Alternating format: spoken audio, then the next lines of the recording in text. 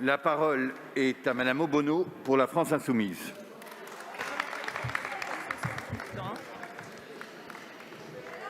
Ce projet de loi est non seulement inconséquent au regard d'une politique de santé publique efficace face à l'épidémie de Covid-19, mais il entérine un nouveau et grave recul des droits et libertés fondamentales. Le groupe de la France insoumise s'y est opposé tout au long, tentant de défendre ses propositions alternatives malgré les conditions extrêmement contraintes de ce débat. Car ne vous en déplaise, ministre Véran, des propositions, nous en avons faites depuis le début de la crise. Des centaines d'amendements, 11 propositions de loi, 6 propositions de plans et mesures d'urgence, 4 guides d'analyse, une commission d'enquête.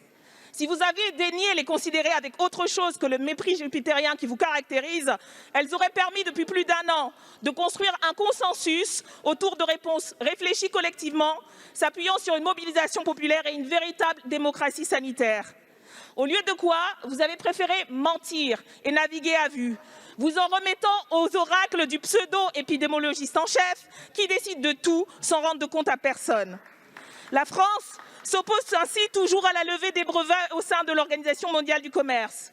Les moyens réclamés par les soignants et soignantes n'ont pas été octroyés. Au contraire, vous avez continué la casse du service public de santé et à vous entendre, les héros d'hier sont aujourd'hui des salauds. Les inégalités de santé économique, sociale et territoriale qui n'ont cessé de se creuser depuis 4 ans se sont encore accentuées. Nous refusons de fracturer encore plus ce pays, d'opposer les citoyens et citoyennes entre les gentils vaccinés et les méchants non vaccinés. Nous refusons de réduire encore plus les droits et libertés de tous et toutes, de vivre à coups de QR code pour les consentants et consentantes et de matraque pour les récalcitrants et récalcitrantes. Parce que pour nous, liberté, égalité, fraternité, ce ne sont pas que des jolis mots sur les frontons, mais des préceptes qui doivent guider l'action politique en temps calme comme en temps de tempête. Parce que pour nous, le peuple, tout le peuple, n'est pas le problème mais la solution.